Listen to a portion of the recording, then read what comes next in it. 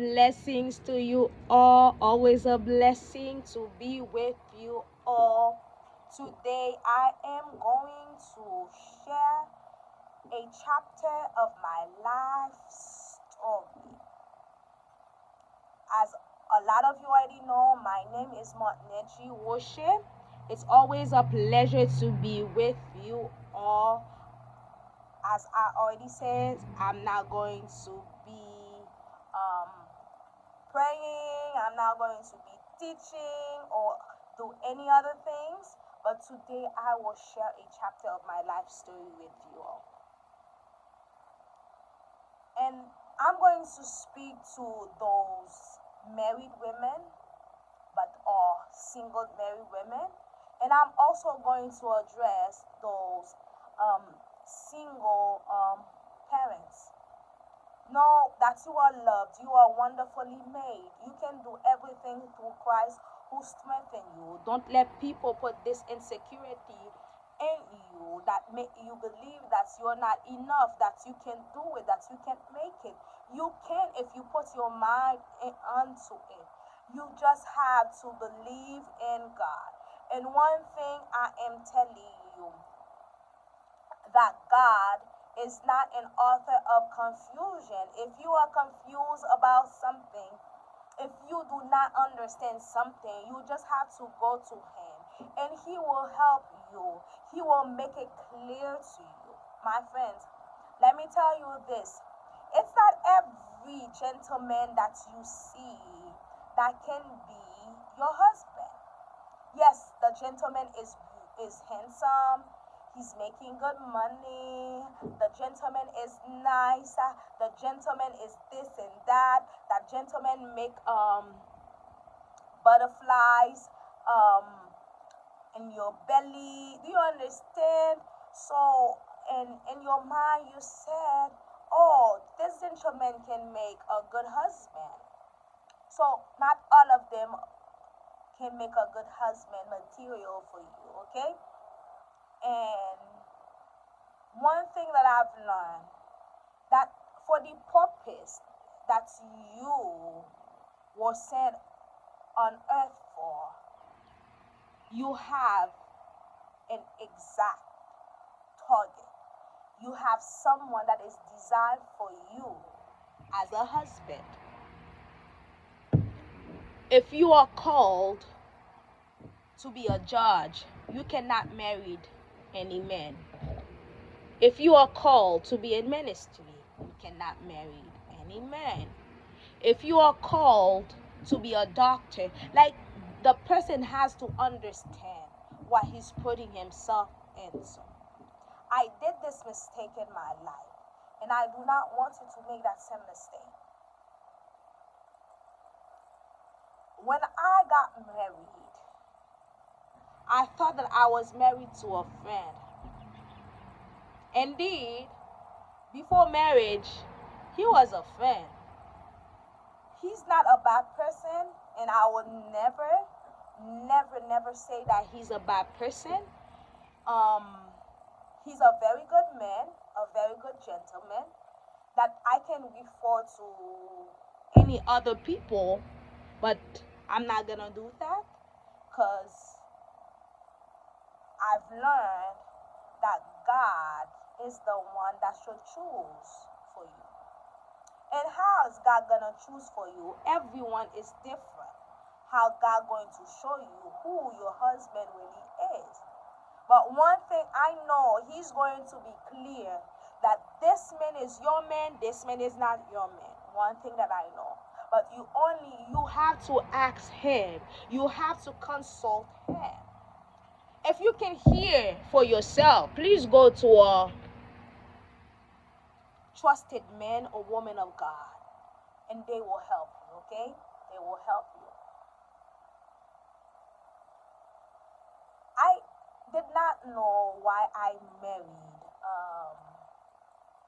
my ex-husband.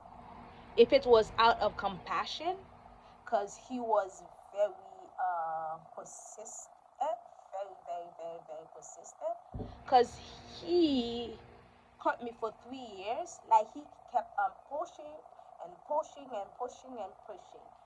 And I said, wow, this man is serious, you know. And I did not go to God, do you understand? Um, to ask for advice. I was listening to people's voices that were telling me he's a good guy, he's the perfect match for you. Like you can see how consistent he is. I was listening to those that I went to church with, that knew him, that yes, he's a good guy. He's a very good guy. But he wasn't made for me. He wasn't mine. Bible says that no man should separate what God's put together. No man should separate what God put together. So what about those that God do not put together? Should they stay and die in that relationship? Growing up, I did not believe in divorce. I never got married to get divorced. I married for life. This was my mind. So when I started to encounter problems in my marriage, all I know is to go to God. To go to God. I did not only marry the counterfeit, I married my destiny killer. When I got married, I signed my death certificate. Everybody outside, they saw me always smiling. I always have a big smile on my face. When we were out, we always call each other mommy, papi, as we usually did.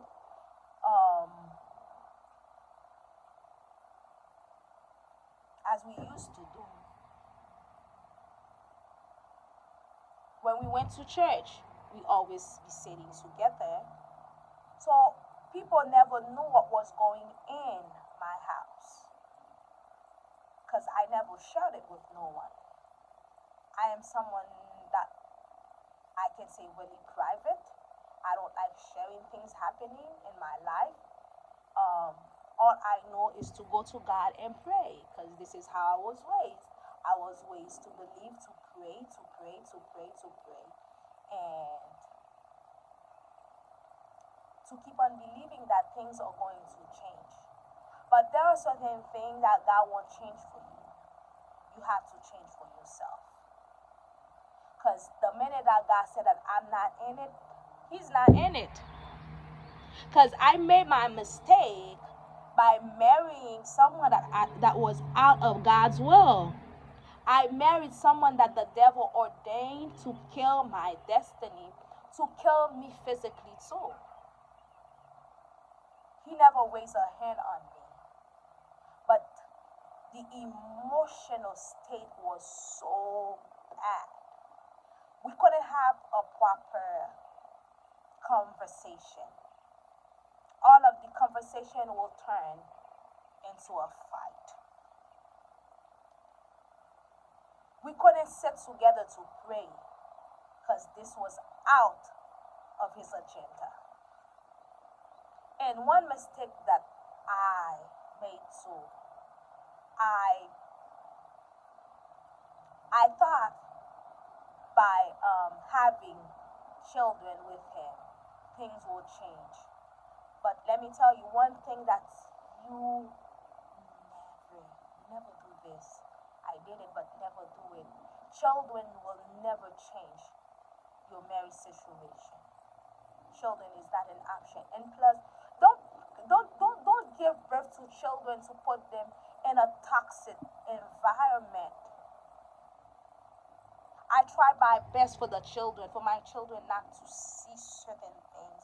Because when we having our fight, we never had them in front of our children. Because I was so protective of them. I normally bought them things and told them that it was their dad that bought them, and when he came to say thank you to their daddy, I remember my second burn. He went to school. So small. He was so small. He was around almost 2. And they were asking him, how's your mommy? How's your daddy? He said, my mommy's fine. When they asked him, how's your daddy? He said, I don't have a dad.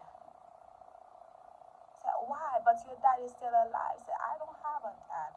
I don't know how my dad is. This hurt me so much when the teacher told me. And sadly, the teacher was his friend, and she went and told him what my baby said. He was furious. He said that it was me that told him that. I said, are you serious? Because I'm very protective of my children. I don't want them to see what I'm going through. But let me tell you, children see things that adults won't see. They feel things. Especially with my children, they are very prophetic. They feel, they see.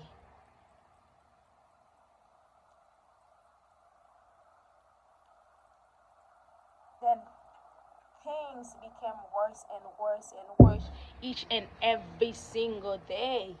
For years, I fought. I prayed. I prayed that God will change the situation for me. I asked for mercy. Said, God, have mercy on me. I prayed for mercy. One thing, if you made your decision, be ready to pay the consequence of your decision. If your decision is a good decision, you pay good consequences. If it's bad, you pay the bad consequences. Be know that you will always pay, good or bad, the consequences of your decision. So things became worse and worse and worse and worse. We became stranger in the house. We became stranger. He started having affairs. He started having affairs outside of the marriage. My parents knew about the affair, but they never told me. Friends knew, they never told me. Because when they saw him, because they didn't want to be the one destroying our marriage, they kept it all in. And I knew way after I got divorced that they knew of things that were happening. But me, I always put the big smile. I always pretend that things were going right. Strangers, they will say my marriage is the best marriage. Yes, because outside of the house, it seemed that everything is working. Everything is working. This is what I make people believe, that things are working right. One thing, please. If things are not working in your relationship, find someone, a trusted person that you can speak to. Because if these things keep on piling, you will become sick. You get depressed. I was so depressed. I was so depressed, so depressed. But I tried to cover it. And my friends, not only he was unfaithful, but like he used everything that I had saved. I had saved money for years to build my dream home. To build my dream home. Because I'm someone, if I'm moving to a place, everything has to be in it. So I planned and I gave the planning to my dad, and it was time to start building. Because by that time you've been saving. Don't you think that you have enough to build a house? I said, yeah, I think I have enough, and there will be some money left, and I can do other stuff with the money. So when it was time to build, I couldn't find the money that was in the account. There was only $101 on my account. That was it. I wasn't going to pay for engineer or because my dad is one. He was the one that going to do everything, and he said, because like when I count every time I put money on the account, because normally he was the one that always go and put the money in my mind. I never thought that he would have used the money. So I put the amount down. I will put the amount down. And it's like something in me never told me to check that account. Never told me to check the account. And he used all of the money, and also a business that we had. He used that same money. He used that money also. So I was without money to build my dream home. The business money was out. There was no money for the business. So I was left with only um, the school that our family had before I got married. Because it was where I was working with children. I love children very much. I love children. I was working, and I was the director of education. I was the one that was supposed to teach the teachers. I still did teach the teachers how to manage their classroom, how to prepare the lesson plans, and a lot of things that go to with education, like to speak with the parents and stuff. And then after school, we have English class for adults. So I had to stay and to coordinate all of these things too. And one thing, my children are always with me, because like there's a room that I fix in the school, like for them to stay, like the cafeteria. In the cafeteria, I make them do food, and for the children after school they can eat and they can do their homework, as I paid tutor for them. They do their homework and stuff while they are waiting on me to go home at 9 p.m.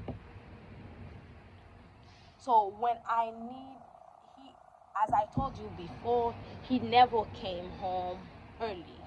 Like sometimes we'll be sleeping. It was when he came. Sometimes I don't know if he even came home. Do you understand?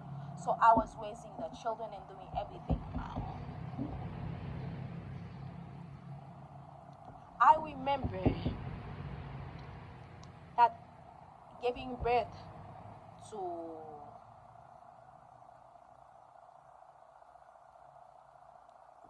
my children, it was really hard.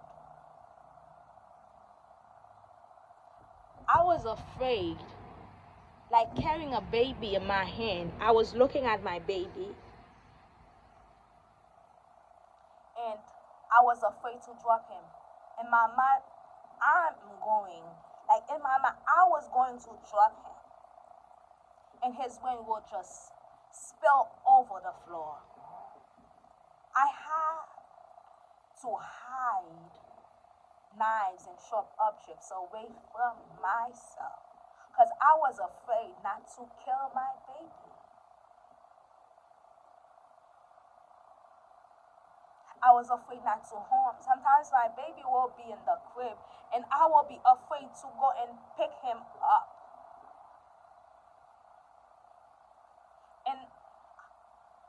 even speak with people. I was afraid to tell people what was going on with me because I thought that they would think bad of me. I thought that they would not take me as the strong person that I portray myself to be. It was so bad. It was so bad. Sometimes I'll be afraid to feed my own baby.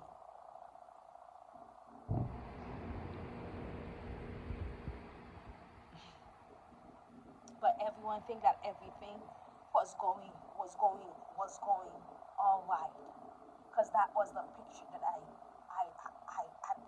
put for everybody, that things are all right. Let me tell you, postpartum is real. Don't be afraid if you're going through a stage like this. Find support, find help, speak to people, speak to people. It was so bad for me that I had to ask my adoptive daughter. There was this young lady, now she's 25, that I considered as my daughter, to feed the baby for me. So I had to put a plan. I will cook the food, and she was the one that fed him, because I was afraid that I would not kill my baby.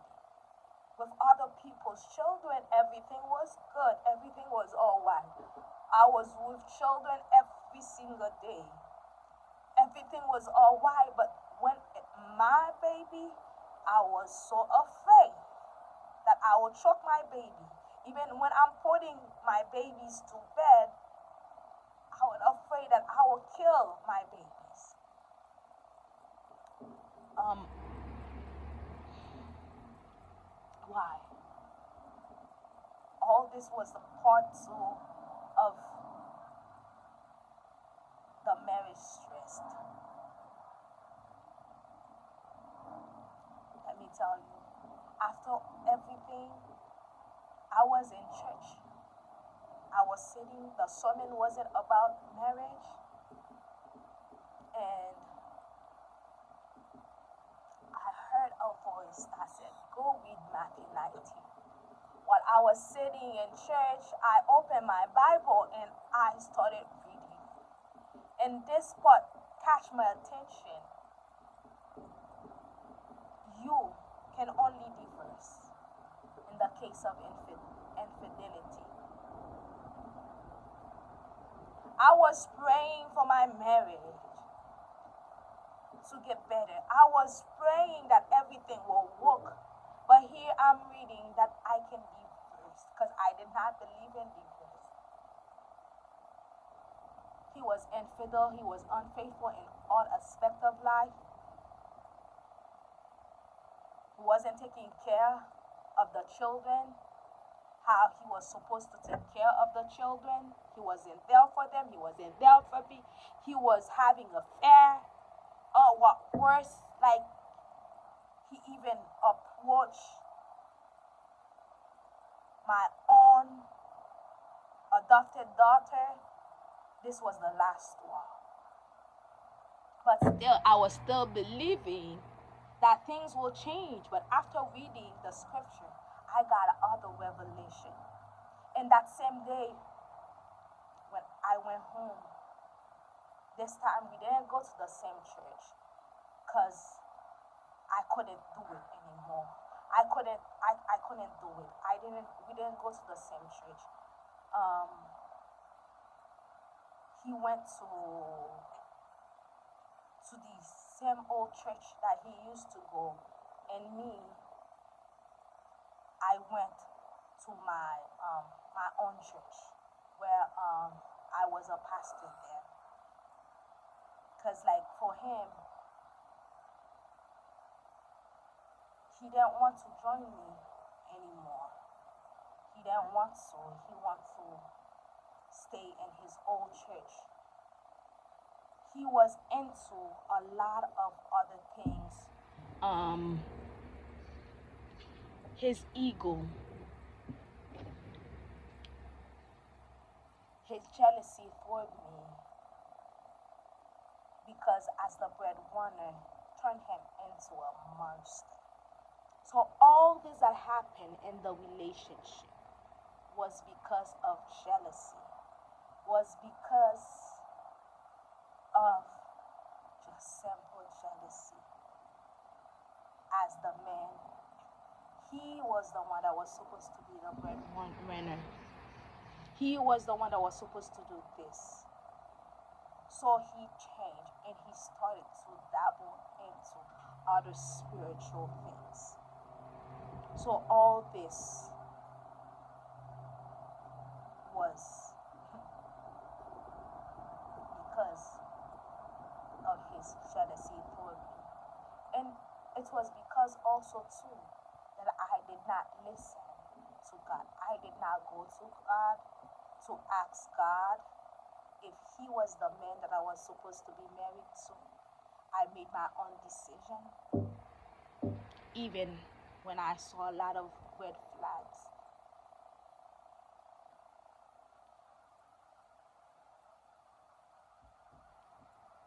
Let me tell you, if you're going through something like this, please find someone that you trust and speak to. There are some things that I've learned that prayer won't change them, that you have to change them yourself. Tell you, after church, when I went home, this day was the first day that he came home early. He came home early. That I just told you that he didn't go to the same church that I went to anymore. But when people ask, like he's in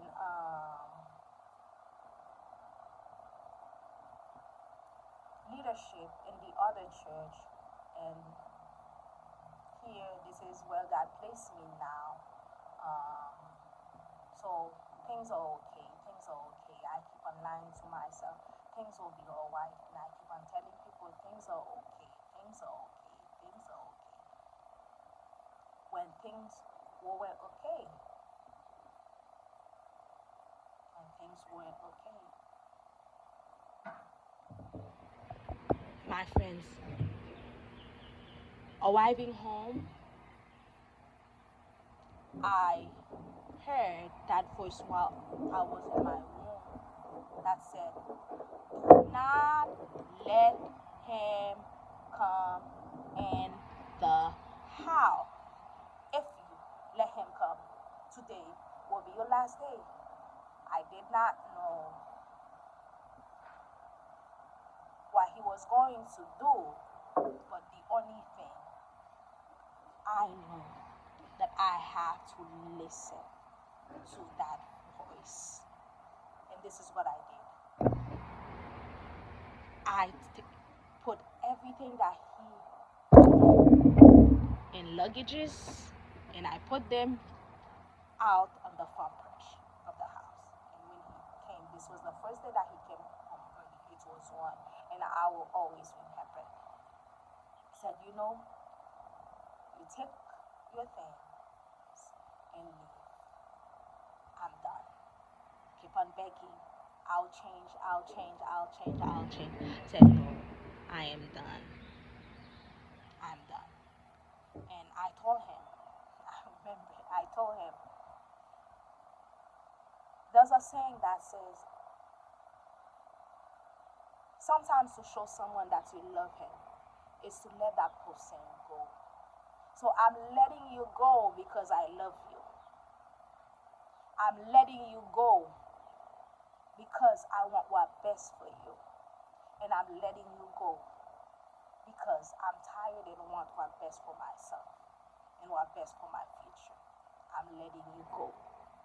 Said, I am done. When he saw that I was serious, he picked up everything and he left. He went went to my parents' home. He spent 3 months at my parents' home, and when he saw that I was really serious, because I told him that he just has to wait for the divorce paper. So when he saw that I was really serious, because they call him in court, like for the divorce, he left my parents' home. After the divorce, I became so bitter. I left everything that I was doing in my ministry. I was pastoring, I left it. I was leading a woman organization. I resigned. I was leading children, a children organization in our ministry. I stepped down,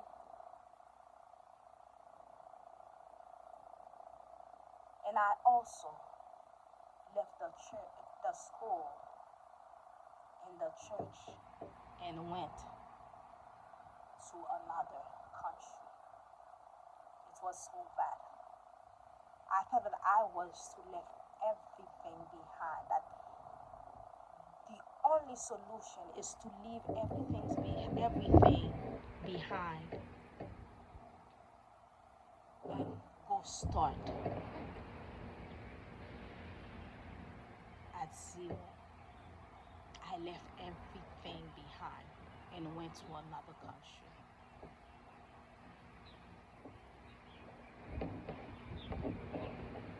When I arrived at that country, the Dominican Republic,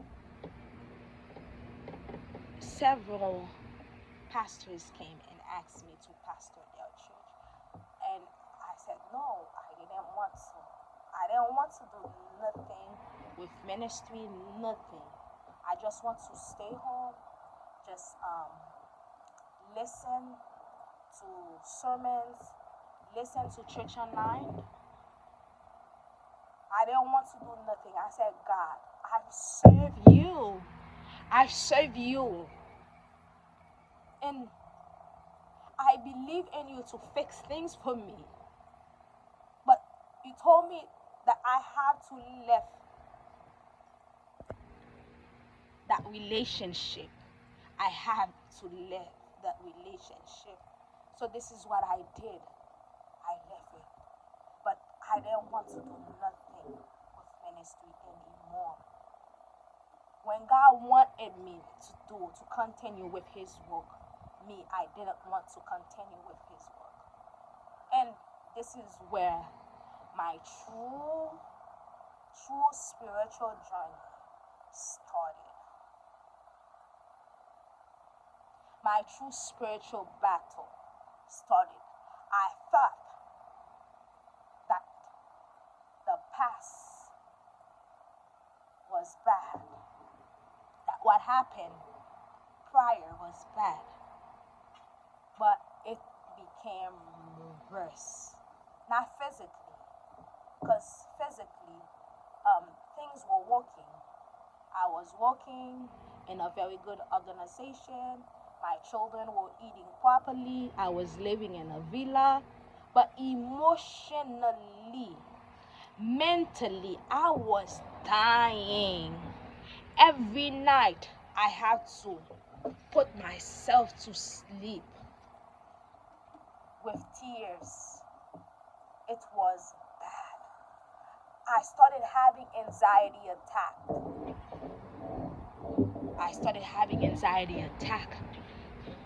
It was so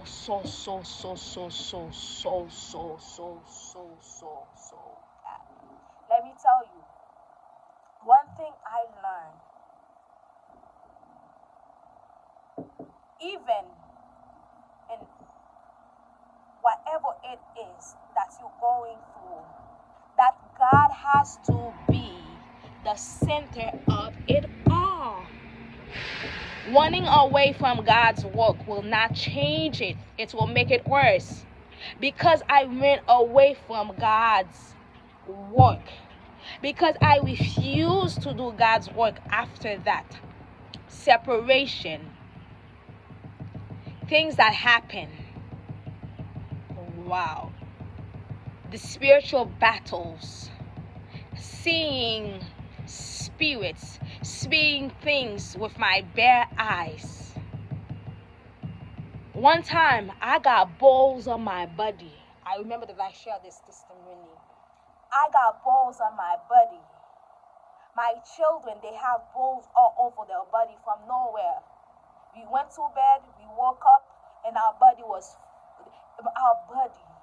were filled with balls. I had to cry, like I prayed and things weren't working. And one day God said, just get up and give me praise. And I got up and I started dancing and I started giving him praise. And like these balls went out, our body was healed. The solution when you're going through these things, it is not hiding yourself. It is searching for help and searching for guidance. My dear friends, I hope that this testimony helped you. I hope that you find peace. And please remember, whatever that you're going through, do not keep it to yourself. Please find counsels. Please find help from trusted people. I love you, and I pray that my God will help you, that my Heavenly Father will guide you, that my Heavenly Father will give you your heart desires, that you will not live for people anymore, but you will live for Him. You will live to please Him. You will not live to please others, but you will live to please Him. You will live to do what is good. And remember this, whatever decision that you are going to take, counsel God. Go to God and ask if it is His will. He will let you.